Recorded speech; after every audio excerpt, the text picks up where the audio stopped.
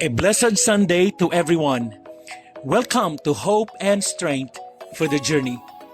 Our scripture verse for today is found in the book of Psalm chapter 44 verse 5 says, "Through you we push back our enemies.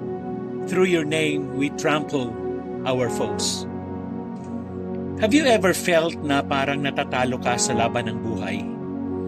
Minsan kahit gaano ka kasipag, ka-prayerful, o katyaga, parang may mga kalaban, problema, temptations, struggles na hindi natin matalo. Pero ang magandang balita, hindi natin kailangang lumaban mag-isa. Sabi sa Psalm chapter 44 verse 5, sa pamamagitan niya, tayo ay nagtatagumpay. Isipin mo isang maliit na bata na nagipag-wrestling sa isang malaking kaaway. Sa totoo lang, walang laban yung bata. Pero nang tinawag niya ang tatay niya, isang suntok lang ng tatay niya, talo agad ang kalaban. Ganun din tayo. On our own, we are weak. Pero when we call on the name of the Lord, victory is assured. Number 1, victory comes through you.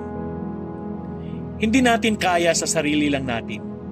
Sabi po ng John chapter 15 verse 5, "Apart from me, you can do nothing." Sa bawat laban, kailangan natin si Lord. Sa trabaho, pamilya, personal battles. Number 2, the power of His name.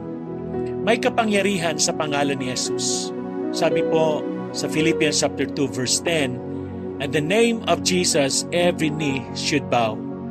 When we declare His name over our struggles, our spiritual enemies must flee. And number 3, overcoming the real enemies. Hindi tao ang kalaban natin, kundi spiritual battles, discouragement, fear, sin. Sabi po ng Ephesians chapter 6 verse 12, our struggle is not against flesh and blood. Amen. Paano po natin i-apply ang mga katotohanan ito? Una, huwag kang umasa sa sariling lakas. Sa bawat problema, tawagin mo si Lord. Amen. Pangalawa, gamitin mo ang kapangyarihan ng Kanyang pangalan.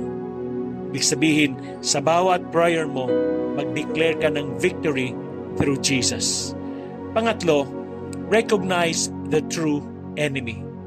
Huwag tayong ma-distract sa mga tao. Ang tunay nating kaaway ay si Satanas, and he is already defeated. Amen.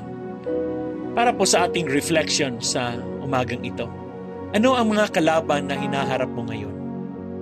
Pinaglalabanan mo ba ito mag-isa o kasama mo si Lord? Kailan mo huling in-invite ang Holy Spirit to fight with you? Tayo po ay manalangin. Lord, salamat dahil hindi ko kailangang lumabang mag-isa. Through you, Lord, natatalo ko ang aking mga kalaban. Itinataas ko ang pangalan mo sa bawat laban ng buhay ko. Bigyan mo ako ng lakas, pananampalataya at katapangan na laging umasa sa iyo. Tulungan mo akong maalala na ang tunay na tagumpay ay nanggagaling lamang sa iyo. Sa pangalan ni Jesus. Amen. Remember, sa pamamagitan niya, hindi sa sarili mong effort ang tagumpay mo. God bless you and your family.